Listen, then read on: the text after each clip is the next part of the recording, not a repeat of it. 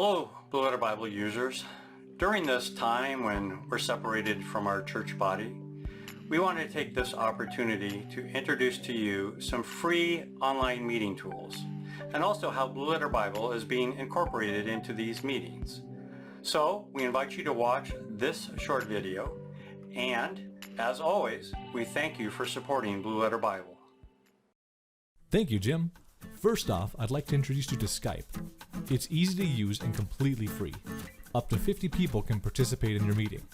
You can download it at skype.com. In order to share your screen, simply click the Share Screen button in the bottom right-hand corner.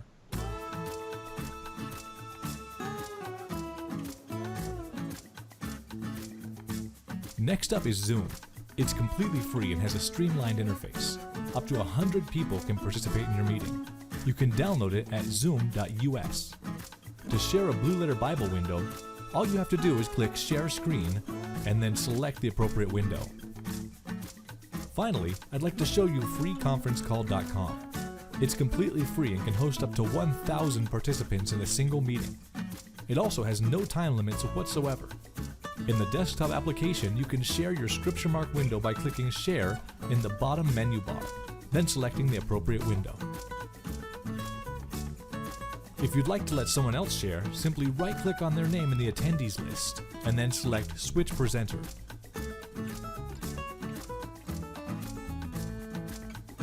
Those are some free tools that can enable you to use Blue Letter Bible to study the Bible with your friends over the internet. Here are some short clips of Blue Letter Bible and Scripture Mark being used in online meetings. If we look at 1 Peter verse 5, who are kept. Now in some translations, that word is guarded, and rightly so, because if we come into the interlinear, are kept, that's the Greek word phroureo, right? And the meaning of that word isn't just to keep or to possess, it's to guard. It's to be protected by a military guard. Fear of the Lord. Over here we can come down over to Proverbs, because we know that's where that is.